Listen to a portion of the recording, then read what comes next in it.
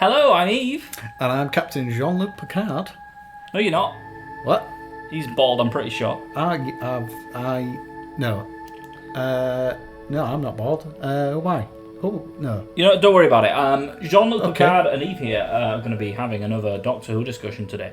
And off the back of some interesting news regarding Disney and Doctor Who, but more news since that news that you're thinking of right now. We're not covering that one again. Tell us what we know now. What's new regarding the Disney quote-unquote acquisition? We don't know, but there's a very strong rumour that Doctor Who's budget of £1 to £3 million per episode, which is quite a tidy sum already, is ballooned thanks to Disney to £100 million an episode, something like that. Surely it's 10. I thought it was 10. Yeah, no, it is 10. I don't know why I said 100. But Disney will be embezzling 90 million of it. So, it's £10 million an episode. I just said 100 because I got excited. £10 million an episode, rumour. So that's going to be a significant increase in feel. That is almost double. And there's no way they're not going to want something for their money. A return on their investment. Yes. But I imagine this will go towards merchandising and advertising and action figures and people going, oh, Doctor Who's on Disney Plus.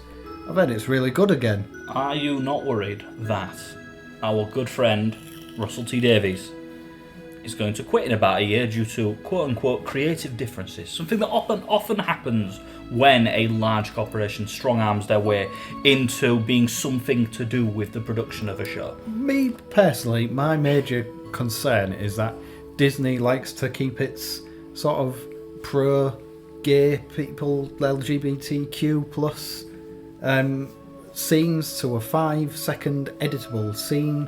So that they can be played in certain other markets. I'm going to say China, but you know which markets I mean, people. Do you think that would make Russell T Davies go, nope, you're being unreasonable, I quit? Russell T Davies lambasted Loki a year when Loki came out. Oh, he didn't like it? No, he loved Loki, but he thought it was pure cowardice when they had Loki go and men when they were talking about lovers, when the two Lokis were talking. And it was just a very obviously an editable scene. And Russell T Davies was like, no, it's cowardice. Just have Loki be gay or bi. Is it cowardice, or is it just Disney's need for those sweet China books? I think Disney makes enough money where it can say, no, Loki's bisexual. If you don't like it, don't watch it. I don't think they would. I think they already have all of the money, and they want more of all of the money. Yeah, they want more money. They want to double all of the money. So Disney. I agree with Russell T Davies' sentiment. To be honest, I'm not gay myself, but it's the 21st century, and I think if Loki's gay or bisexual, I think it's China's just going to have to get with the times. Well, that's stuff that's not going to happen anytime soon. No, it isn't. And that is reason, perhaps, that maybe Russell T Davies would make a stand and go, no, I quit. Yeah, I think... And then at that point then, let's be honest, let's be reasonable here. Disney would pretty much have complete creative control. I think it's a bit of a terrifying nightmare scenario, really, because I don't want... Doctor Who, to me, has always been something that's stood for the kind of, progressive ideas and thoughts and what have you, and it is always the character's always been a champion of people making those kind of choices for themselves and standing up to tyrannical governments in the show. And I just think if Disney makes it kowtow to the kind of markets that are against that sort of thing, I think it's going to be problematic. The show isn't about what the Doctor thinks and what the Doctor wants. The show is about what the people who pay for the show think and want.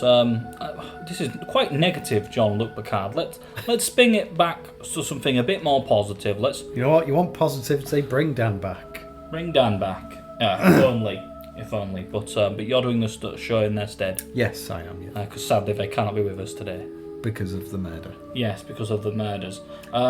Anyway, that is not a statement of admission of guilt. Dan. Who? It's the year Jean-Luc Picard. It's the year 2024. Yes. Russell T Davies has quit after polishing off the writing for a first season.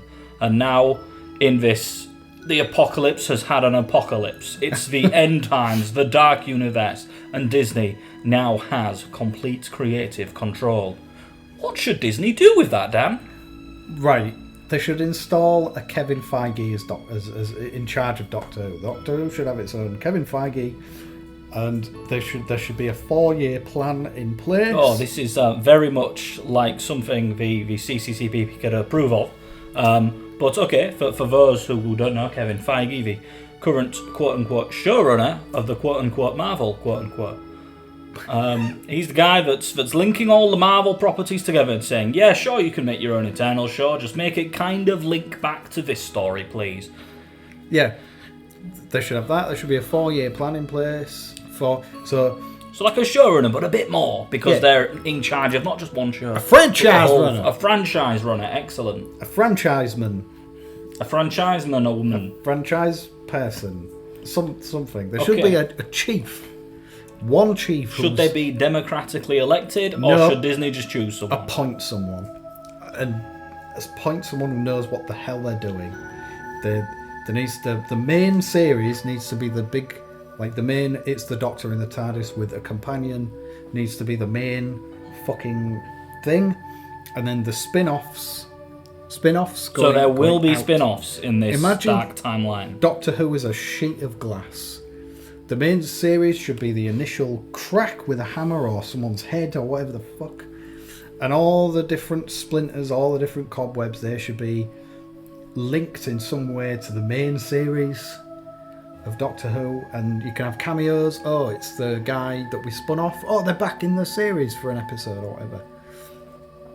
And that's it. For 4 years, they should be working towards a goal. And the spin-off series, unless they exist in their own continuity, we'll get to that, should in some way have something to do with this main series in some way. So... And the main series should have a 4-year plan, where by the end of the first season, bosh, we're at this point, and that will lead to this spin-off or whatever, or this, it will lead directly onto season 2. You know, there should be points in the series that they want to work up to and get to. Yeah. And there should be you know, like in the first season of the Revive series, there was the Bad Wolf thing. Yeah. Imagine that, but for 4 years. There's a plan for 4 years. Great, okay. And you've got your little middle points and things too. You know, this works from a current Disney battle plan point of view, because at the moment, arguably, I suppose, shows are more part of our culture, part of our cultural rhetoric in media than films are, really. Just possibly off the back of a recent change in how people typically consume content. A lot of binge watching, a lot of series. People are not necessarily as interested in going out and seeing big films, although we as film fans are. Yeah. That makes sense. And seeing as Doctor Who is already a series, it's already a show like this, it wouldn't feel unnatural for them to just spot on those budgets, get those big quality writing in there, have your independent seasonal arcs, but all of them part of a larger whole. I like that idea. Yeah. And I agree, Disney should do that. And you could have, like, the Doctor Who equivalent of the Infinity story, the Infinity War arc. Great, so you're suggesting the Master get hold of the Infinity Stones. What's he going to do with those? I'm suggesting, young Evelyn, that they work up to a massive... Make the finale of this 4-year story, make it a fucking event that everyone talks about. Doctor Who has so much potential of you know, that level of that scope of storytelling, that epic, amazing, you know, sense of... Yeah, I'd like to talk about that a moment, because that's something you've had in Marvel for a long time. That's something but you don't really get with the Doctor quite as much, that cultural zeitgeist, that everyone discussing, what if this? Oh, this looks like this. oh, is that the Illuminati we saw in the Doctor Strange 2 trailer? People discussing things that are hypothetical, that haven't happened yet. Yeah. And that conversation being able to be updated on a regular basis as new things are teased and come out. We even have that with Rick and Morty. We had people theorizing about things, people discussing, oh, did the Jerrys get swapped in the Jerry Brie? Yeah. Well, we've confirmed they did now, but there's other little bits teased out and teased in. We don't get a lot of that with the Doctor Who. I think it will start.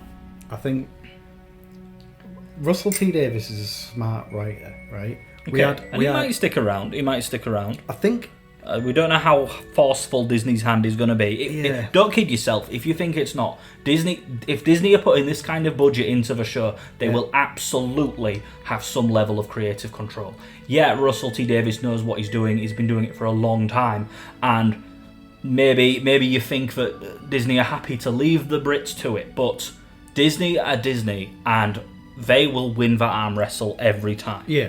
Do not kid yourself. They will absolutely have a very strong hand in how the show is not only written but directed, edited, and showrun. It is absolutely not 100% in the control of Russell T Davies anymore. I don't know if you disagree, Dan. I don't know how you feel about that, because that's a strong statement from me. But Disney are Disney. I think from the perspective of these first, what's already been commissioned. Yeah. That we know of, which is 3 60th anniversary specials starring Spoiler. Yeah, I expect that to be very familiar. I don't expect any of that to change. A lot of it's already filmed and written. I think it's in the can. Yeah. And Ncuti Gatwa's first series, I think that'll be like Russell T Davies fully has creative control over that. I think. Yeah, I can believe that, because a lot of it's probably being filmed as we speak. Yeah. Apparently, Ncuti Gatwa has started filming officially this month, I think. Excellent. I might be wrong. I don't know. I'm not present at these. That's okay. If it's not true, rewatch the show in a month's time, at which time it will be true. And if not, please continue. Repeat steps A through B until that statement is correct. So I think Russell will have complete creative control. I think after Ncuti Gatwa's second season, I think Disney will. That'll be when we might get Russell T Davies. We'll get closer to Russell T Davies saying he's hurt and he's sick of working with children, or however he chooses to word it. With mice. Yeah. But yeah, it's gonna be interesting, and I'm just hoping that the show really remains the same, just bigger. Maybe, but you look at any Disney show and you look at any Doctor Who episode, maybe it's just the budget, but there's a very clear difference. And even just in a sort of lovably camp way, the special effects in Doctor Who ain't that great. They can be. They can be, but most of your baddies are humanoid creatures. Yeah, a bit of makeup on them. Yeah. I think Disney will want to push it harder. I think you're downplaying like a lot of the creativity that goes into Doctor Who.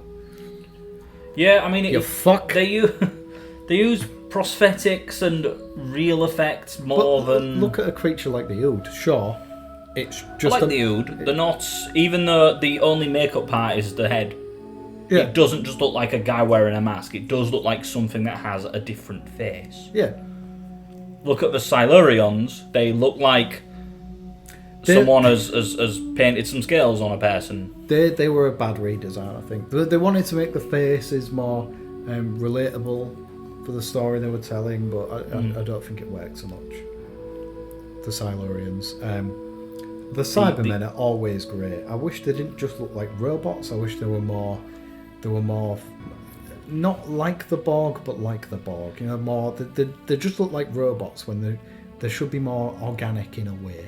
Do you think Disney will soft reboot a lot of enemies, kind of like how New Who did? Do you think we'll get that Do you think we'll get those newly designed Silurians, those newly designed Klingons, so to speak? Star Trek have done the same thing a few times with the Klingons. Their visual design has changed drastically from them basically looking like slightly racist Asian stereotypes of humans, the very original Klingons, just humans with big eyebrows and big bushy, and then they've gradually changed over time and become what they are now, which is something that does look a little bit more alien, but still has that human visual to it. Do you think we're going to get that soft reboot of a lot of characters? I think...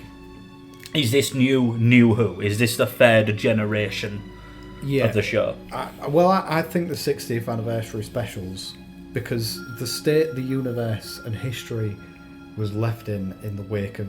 This is just within the show. Oh, yeah, the canon is just... In the wake of a mess.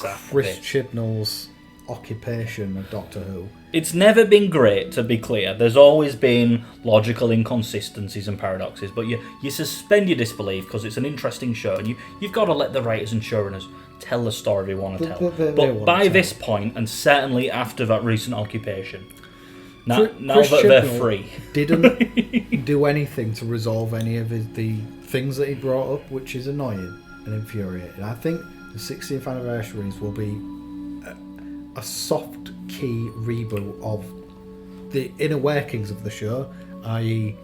the story in universe of Doctor Who, but it'll also be like, this is going to be this, especially with the acquisition of Disney.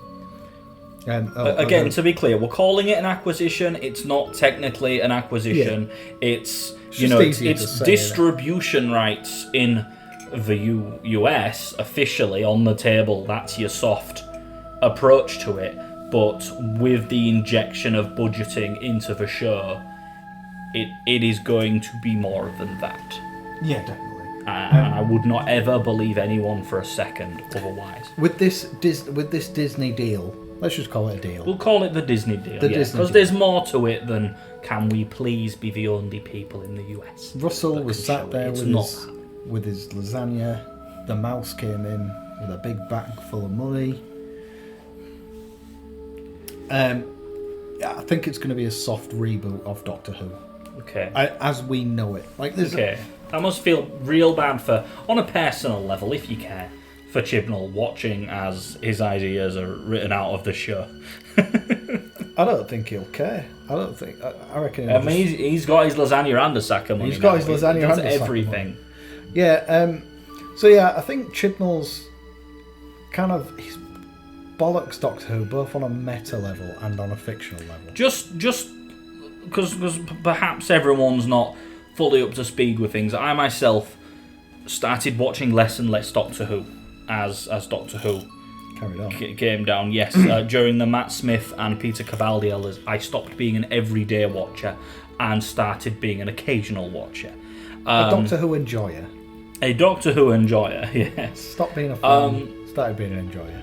Okay, so let's just very briefly summarise some of the things that Chibnall has done that's changed the course of history in a literal basis, and I'll start because I'm pretty sure I only know one or two, and that is the idea of the timeless child. Yep. The idea that some guys were just buzzing about on a planet for a while, and that kid died. Oh wait, they're back. And that just went on for many thousands of years, and the Doctor is a single entity that has that maybe not always called Doctor, but that body, that person has just always existed, and there are a countless number of Doctors before William Hartnell going backwards. I can see you shaking just thinking about this. Could you expand on that further if I've not got the full picture? Right. Oh God, I don't even want to talk about what Master's done to Gallifrey, but please go ahead. Expand a bit on the Timeless Child, because that has been addressed now, and it's either going to have to be forgotten about forever, or Russell T Davies is going to do something with it, or we're going to get a full soft reboot and pretend it never happened. I mean, I'm hoping for not option canon, C, big cross. So, the Timeless Child it's just a bad idea. One of the main things that people enjoy about Doctor Who is they don't know who he is, or she is, or they are, or whatever, and they don't. it's not important. Well, hang on. I'm going to be the devil's advocate a bit here. Go fuck yourself. Right. You know, do we have to? Do we have to know the story's complete? No. Back going forward. And is there anything wrong with finding out that the Doctor has lived lives before then for which he has no memory? No, because William Hartnell's the first Doctor. So the annoying thing is, the core irritation for me is that this is not what Doctor Who should be about. Doctor Who should always be, in my mind, not a story about the Doctor and who the Doctor is, because it's generally unimportant, as long as the core, things that make all of the Doctor's personalities the same, even though they're all uniquely different, and often argue like cats and dogs when they meet up, is as long as that's there, it shouldn't matter. Is it not the Doctor's story? Are we not literally watching a serialized arc of this entity's experiences? I think the Doctor's almost in a way the least important characters.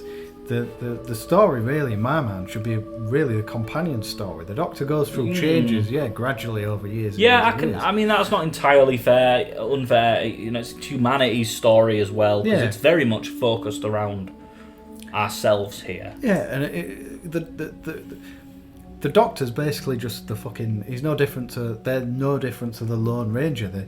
They arrive. There's a problem. They and their companions help solve the problem, and then off they go. I don't want that from Doctor Who, though. I want something grander. I want a tale to be told over a long period of time. And I agree with you, and it goes to what I was saying earlier. That grand arc shouldn't be anything to do with the Doctor. It's just a bigger adventure that they've stumbled into. That it's just a larger plot by the Master because. And yet, there's a budget, or the Daleks, or the and yet, we get the Timeless Child. Gallifrey is destroyed every 20 minutes. What happens to Gallifrey changes every 20 minutes. If you're a Time Lord living on Gallifrey, it must be exhausting keeping up with local politics. They go through Gallifreys as quick as Britain goes through Prime Ministers. I've got a theory about this, and I hope Russell T Davies does this. Again, it's a rip-off of the books. But in the books, when the Time Lords were at war with the enemy... and if you want to know more about the enemy, go fuck yourselves, because so do I. The Time Lords were that paranoid about losing, they made a bunch of fake Gallifreys that thought they were the real one. So I'm hoping that's kind of what happened. This is like a Rick and Morty thing as well. No, this is your Asimov cascade of Gallifreys. Yeah, no, there were like 12 Gallifreys, and one day the Doctor rocked up to Gallifrey and he was like, "Oh, how's the other 12 Gallifreys doing?" They're like, 12? There's only 9. So it's just this kind of horrifying sort of realisation that the enemy's getting close. But again, I hope... we're the main Gallifrey. Yeah, basically. I hope to God that is how Russell T Davies is going to explain away that the Gallifrey keeps getting destroyed. Is that there's multiple Gallifreys, and the Doctor's like, "Oh, well, that's good." Well, great, yeah. And now, of course, all those Time Lords got turned into Cyber Time Lords by the Master. I hope that shit gets retconned. I won't mind if there was just one. Had they not been destroyed in the power of the Doctor? They've been destroyed. Did they not all get killed to allow for the regeneration of Jodie Whittaker, aka the 15th Doctor? Into Jodie Whittaker. I mean, I hope that's the last of them, to be honest. I hope that's the last of them. And it's a shame because... and I'm alright, give us one. Let one of them exist. Yeah, and that can be... Let it claim to be the rightful owner of... The rightful king of the Cybermen or whatever. Yeah, or Gallifrey, I don't know. Lock it in a basement somewhere and bring it back as a one-off episode where it's just the Titan hunting people down. Yeah. Or bring a Shad back. That was the half-formed Cyberman that terminated its way through UNIT. Yeah, I mean, did he die on screen? Tegan pulled that wire out pretty forcefully. Yeah, that wire. I mean, when I should know as someone who works with internet cables Cybermen. And stuff and Cybermen. Yeah, if you pull out an internet cable, forget it. Game over, man. You're dead. Completely dead. Okay, right. Wait until you find out there's a plug at the bottom of the sea. So you think this is going to be New Who. This is potentially going to be a soft reboot. Are Yeah. we going to get character redesigns, really? Do you think that's going to be a big part of it? Because I'm thinking yes. And the reason I'm thinking yes is because budget. Yeah. Money. They can afford to go, screw it. Let's make Ice Warriors, but let's completely just... Here's 10 concept designs for a new Ice Warrior, and Russell T Davies is going, wow, that's actually really interesting. Let's do that. I've got some ideas that work with that. We can do it. We could have new redesigns of everything. I'm okay with that. One thing I'm really looking forward to is the TARDIS console room. The Disney A Disney budget TARDIS console room is going to blow our fucking mind. It's going to be epic. Just going to be white walls and curtains, bit of emulsion. They save money on the TARDIS room. God, fuck you. It just looks like... Please add one of those things that every British house has. Look in your living room right now. Your fireplace. You have a spot for your fireplace. You might even have a mantelpiece. There's no actual fire. There's nothing under there. It's just brick. You got nothing. We want that. That's our TARDIS centre console. Just an empty brick chimney that's been filled in with a bit of plasterboard. So angry with you right now. And when they want to get it going, he gets the There's no fire. There's firewood, but it's decorative. You gotta twist the little thing that sparks the gas oven. That's the spark going, but lets the gas on this little gas-operated stove go. And you pretend that there's smoke coming out of your chimney, but there isn't. Your chimney was sealed by pigeon corpses hundreds of years ago. It's just the TARDIS thing going up and the Disney budget TARDIS console. I mean, thinking about how good that's going to be. As long as it's better than the last one. They will splash out on it. Oh yeah, for sure. It's going to be lavish. How would you do it? How would you do it? They come to you, Britain's foremost interior designer, and say, please, give us the TARDIS console we've been waiting for. Will it look more like the large empty white rooms of old? Will it look more like the blue and yellow light mystery of the new ones? I hate the new one. Will there be copper? Will it look like the one from those films that was made by that inventor man that's just bits of speaker wire and string? No, you piece of shit. I'd want it to be as lavish as possible. I want it to look like the TARDIS console room that we should have always been treated to. And that is basically the Paul McGann one. I'd just be like, just that, but more. That again. That again, please. Or is it going to look like... Oh, shudder, I almost want to show you this. It's awful, you'll hate it. In the newer seasons of Star Trek Discovery, which is set many, many hundreds of years after the Federation, right? All right. Okay. It's very far forward. It's Jean-Luc Picard's long had many kids and died. All right. Right? Oh. A lot of the ships in this, and this Spoiler. is disgusting, you don't want this for your TARDIS. Imagine your center console is completely blank, with no texture or anything. Imagine it's a rough design that a 3D designer has made. There's no levers, there's nothing. It's just white, it's a science fiction-y theme. And then the console itself adapts and changes to look like what you need it to. You need a lever there, it's a lever now. It's all technical and all entirely green screen. Wait, you mean it's disgusting. Disney might do it. You mean a Terminator 2 console? Yes, it's kind of like the is it T-1000? Yeah. Yeah.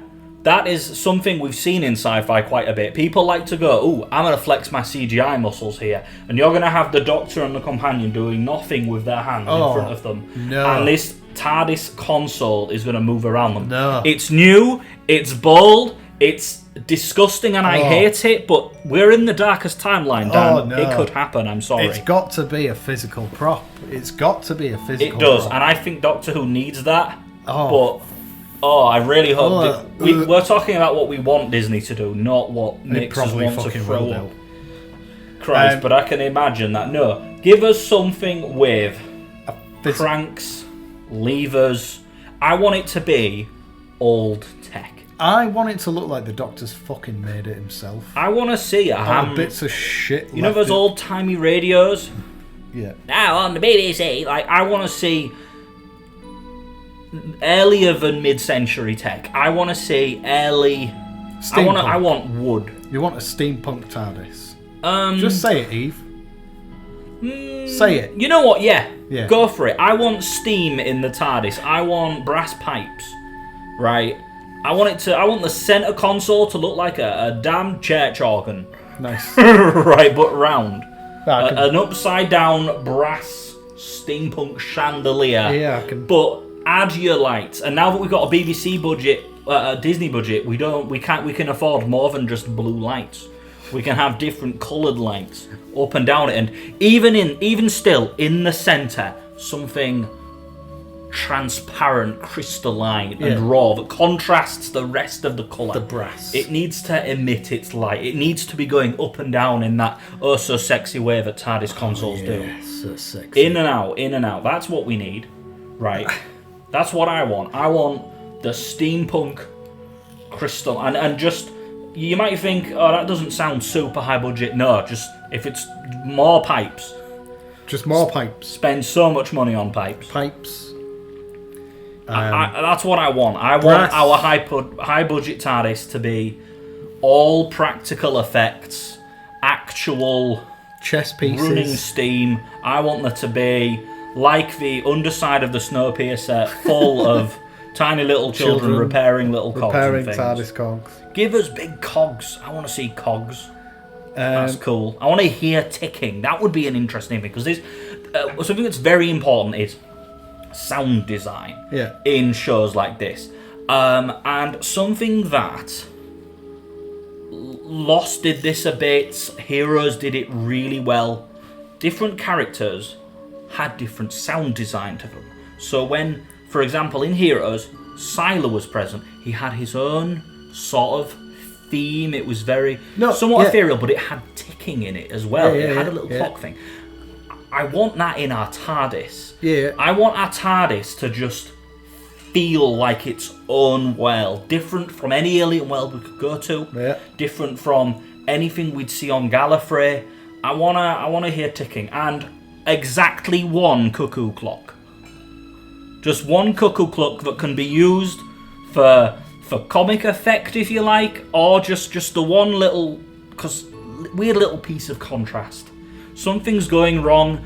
You know, things go wrong in the TARDIS all the time. So your steam can be bursting from everywhere. The place can be shaking. The lights can be the wrong colour. Some of the pipes could burst out of the walls in an interesting way. The Doctor's got hammering back in. Yeah, he's got a hammer and he's hammering back in. And that cuckoo clock, it's going wild. It's going absolutely wild. The camera's on a tilt. It's at a Dutch angle looking at that cuckoo clock. Go wild with it. That's my high-budget TARDIS. That's what the Disney needs to do, or it will just be the Star Trek Discovery consoles that can just be anything. I like how your high-concept TARDIS is low-tech as heck. Add a cuckoo clock. Add a cuckoo clock. Steampunk with a cuckoo clock. No, I'm enjoying it. All right, what other character redesigns can we do? Well, I mean, the show's called Doctor Who. So you want to redesign? I mean, technically, how are they going to redesign the Doctor? I mean, technically, he's the first Doctor who is. What? He's the first Doctor that's Disney related. That's. Are you waiting for me to say black? Ripped. He's the first Doctor who's ripped. Look at Shooty Gatwa with his top off. He's got muscles. Shame on you, Eve. Shame. Oh, I want to see the Fugitive Doctor's TARDIS. You're doing an episode. You're doing hair of. Is it slightly variant of an existing one? Yes. Oh, of course. That's so boring. I know, but you only see it once, so I can see why they did Precious Little. Annoyingly, only saw the Fugitive Doctor's TARDIS once. So, how would you reboot the character of the Doctor? Oh, Christ. In a way different to how Chibnall did it, I'm assuming. Let's pretend Chibnall doesn't exist for a moment. How would you're Russell T Davies, you're rebooting Doctor Who. I know this is what Disney's doing, but I think even Disney would know something. If we're soft rebooting all, something needs to remain consistent. And it's the Doctor. I think even if the universe is soft rebooted, I think our very Doctor would remain the same canonical Doctor. And do you want to know why that's interesting? Why, Dan? I mean Jean-Luc Picard. Why is that interesting? Thank you. Spoilers for my death earlier on as well, by the way. it's interesting because the Doctor knows the universe, but then you drop him in a universe that's completely changed. Yeah. That's fascinating. Now He's kind of seen that, though, because there's this kind of weak distinction in Marvel, in Rick and Morty, in other shows that battle the idea of the multiverse. And there is a very, very... Star Trek as well. Very, very, very fine line between different universes and alternate timelines. And arguably, you could say they're the same thing. Yeah. I think in the Doctor Who concept, they're different universes, but... there could be timelines within those. That's how Star Trek does it. It's kind of bullshit. It's kind of just so they can tell the story they want to tell. The Doctor has seen alternate universes. He's seen humanity as an authoritarian regime. Yeah. He's seen humanity where it's just Cybermen. They won. Yeah. Right?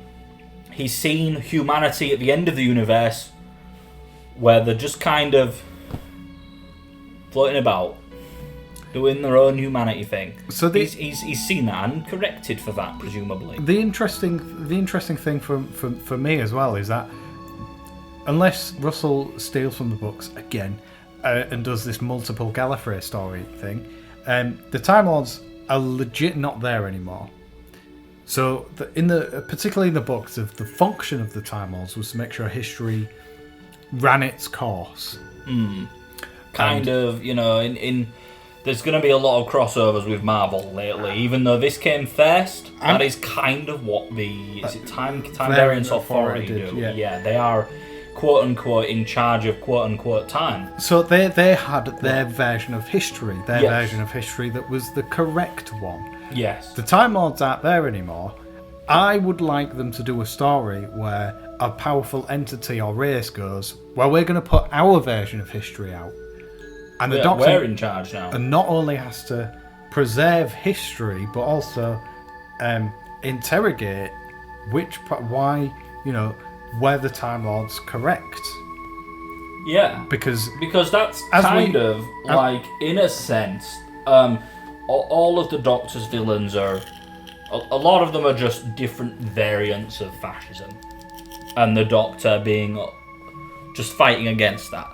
And in the case of the Time Lords, that could be it. Their fascism, I suppose, is their complete, this is what time should look like. This is what happens in time. Not just time, but history. I'd like us to re-explore it again. I'd like some serious exploration of the Time Lords, of what they are, what they do. More than an episode where they're just the villains or something. A spin-off, you could say.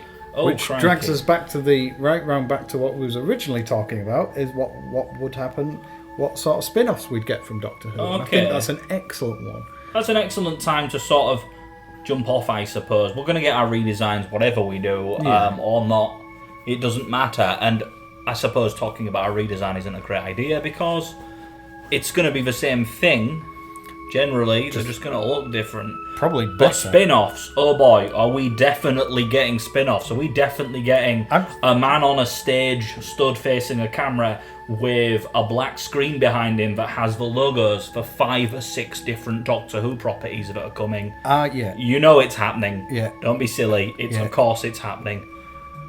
Where's Disney going with that, and what are we hoping they do with it? I'm hoping I think straight away they'll give us something that fans want, and I'll be surprised if they don't, and it's the Paul McGann spin-off series, and it's going to be between the TV movie and Christopher Eccleston's first episode. Okay, so as a series, you think we're going to get a gap series there? Yeah. Do you think that'll have some hints towards something? I genuinely don't know. If they don't do it while Paul McGann still looks like Paul McGann, because good God, he has not aged. All of our Doctor cameos of classic Who kind of are clearly they've aged because it's been a very long time. It's been like years. 30, 40 years, yeah. Paul McGann still looks like he did in the show, so that's an opportunity to explore what is many Doctor Who fans' favourite Doctor, I think. Yeah, and he's in a lot of the audio dramas, isn't he? Yeah. Is it books as well? Question mark. Yeah. Okay. For between 1996 and like 2005, he was basically just the Doctor, and he only had that one TV episode. And I don't think he did a bad job in that film either. In all of his brief TV appearances, I'm including the short where he regenerated into John Hurt, and his brief cameo in Jodie Whittaker's recent episodes, flawless. Just flawless. He looks and sounds like a Doctor too. Yes. Oh, yeah, he does, yeah. Absolutely. I can see that. Everything, I'll do one now. Disney has done this with Marvel and Star Trek. Is it Star Trek? It might be something else. Amazon has that. I can't remember who currently in charge of Star Trek, but it's this whole cinematic universe thing where there's different spin-offs. I absolutely think they will do, and I can see this and I can enjoy it. Yeah. And it could be Matt Smith, it could be Capaldi, it could be Tennant, it could be all of them. I think it will be Tennant. An animated series. Yeah. But still the Doctor Who adventures we know and love. Still the same format, still the same idea. Yep. But with the benefit of animation, allowing them to do things visually speaking that can be quite hard and expensive in a show, all the while being able to voice act, bring characters in. We don't have to have some silly Spider-Man, multiverse thing where we have our cartoon Doctor next to our real life Doctor. That'd be silly, right? But I'd love for that to be some just great idea for them to just maybe they could try the Sarah Jane Adventures thing in the sense of having something more orientated for kids. Yeah. To bring people into it. Yeah. I want them to do that, but I want it to be classic Doctor Who adventures. I don't want it to be them trying to be Rick and Morty in the same way Star Trek Lower Decks is.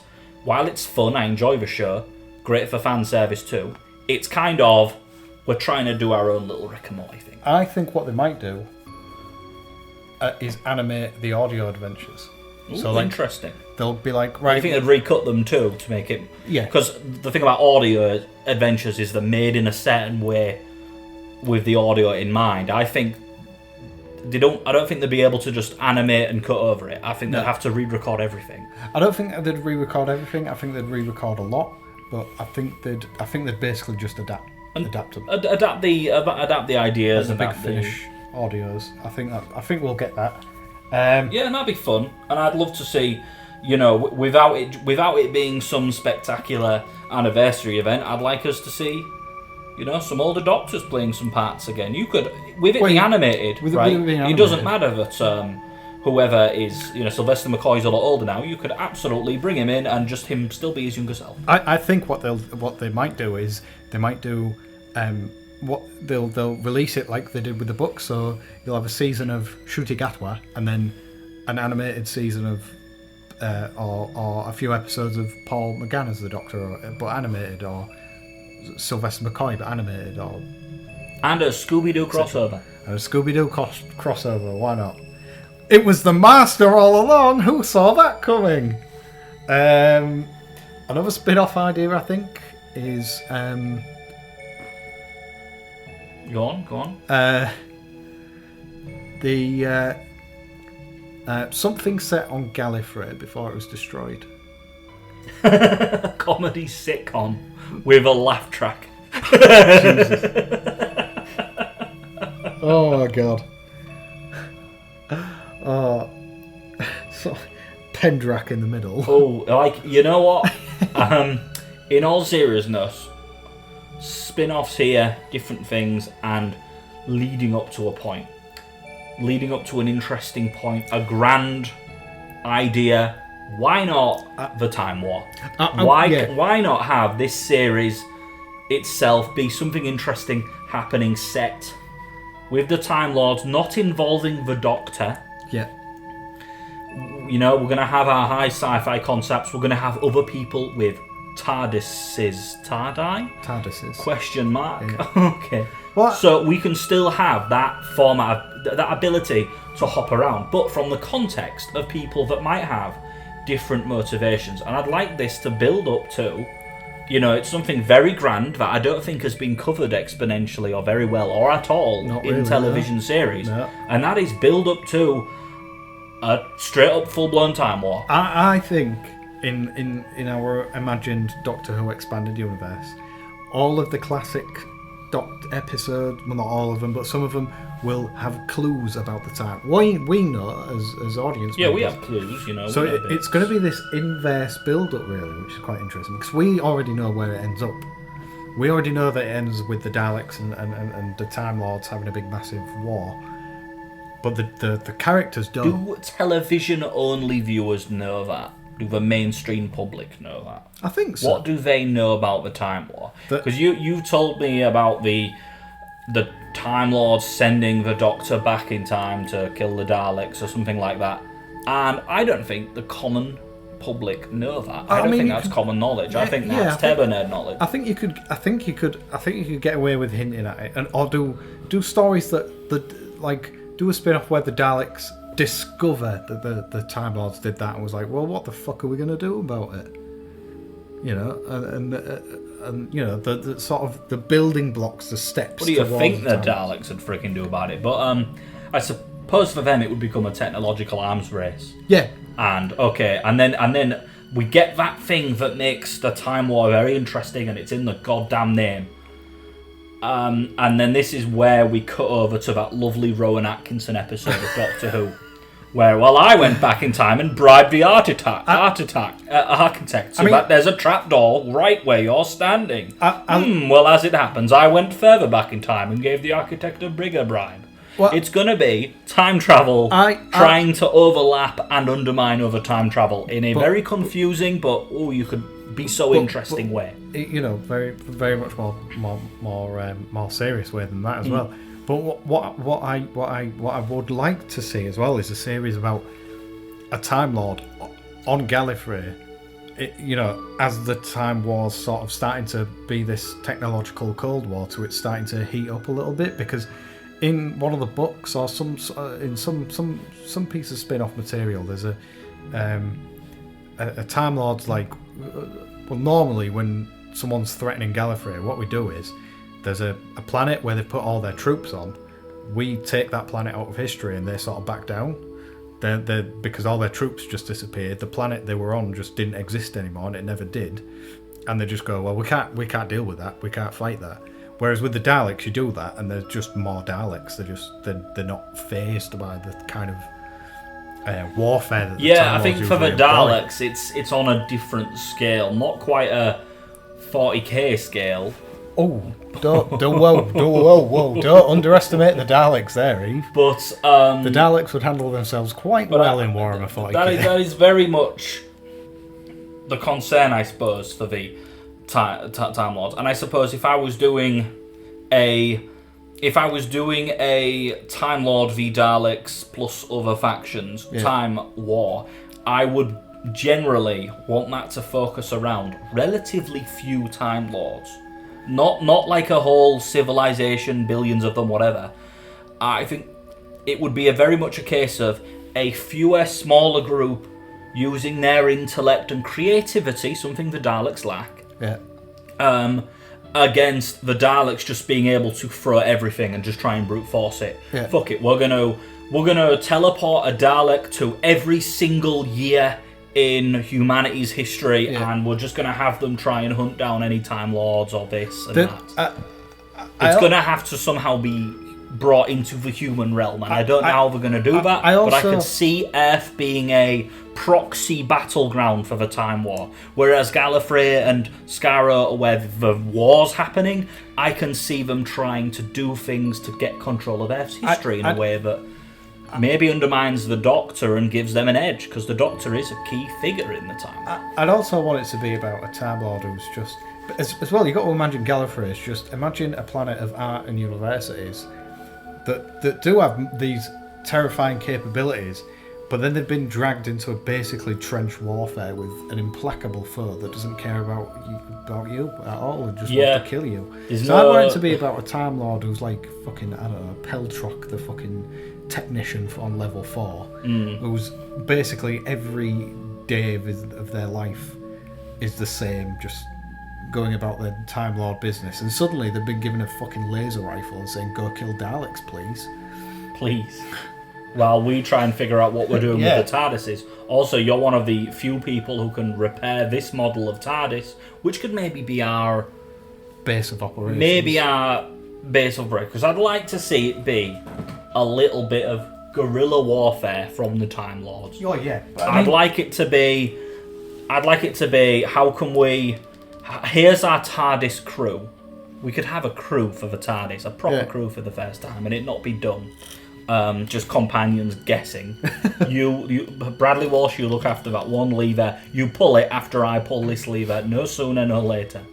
Right? You could actually have your own little crew there, and maybe something happens. Maybe they have a mission. Maybe that's how you, because you've got to have a central set of characters. Yeah. And I think the idea of the TARDIS being a ship of theirs, and maybe it has its own visual design. Yeah. Here's your mission, go and do it. But then perhaps something goes wrong, and they find themselves having to fight the Time War from outside of Gallifrey in an interesting way. The lucky thing is, not all of them, but most of them are Time Lords. Most of them have many, many years, a wealth of intelligence and ideas. And they don't at any one point get saved by the Doctor. There's no crossover. We don't want any Doctor Deus Ex Machinas. We want a series of Time Lords, and perhaps there's got to be some diversity in there too. You've got to have some other species in there that are allied to the Time Lords, fighting with them. I'd like to see that. I think that'd be interesting. I think them bringing their own perspective to things. I think there were factions as well. I think it wasn't just Daleks and Time Lords. Yeah. Here's your Sontaran that broke off from the rest of them. That's working with the Time Lords for some reason, and both, with their own motivations. Both sides did sort of brought horrible things into creation to try and win. Like the Time Lords resurrected Rassilon, but they also tried to resurrect Omega, but it went to shit. Omega was the other great Time Lord, but he got trapped in the fucking antimatter universe, and they built a body for him. Terrible prices on everything are just. I know. And the buses just do not run. If you can't drive, you can't get anywhere in the antimatter. It's in the antimatter universe now. And they built him like a robot body or something, and he just was like, well, I want to be in charge of Gallifrey. Yeah. Just war crimes versus war crimes. And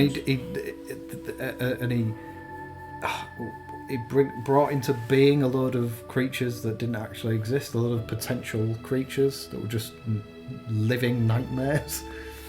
And there was like a mini... and that sounds wonderful. That sounds like our main crew, our main characters of this Time Lord series are maybe going, look, we want to beat the Daleks, but we don't just want to become the Daleks fighting them. We don't just want to basically resurrect 100 versions of Cthulhu and do it that way in a way that destroys history. We want to maintain history in a sense. Yeah. And I think there's room for proper character development over a season. You can have people on that crew who are pro different ideas for how that should be dealt with.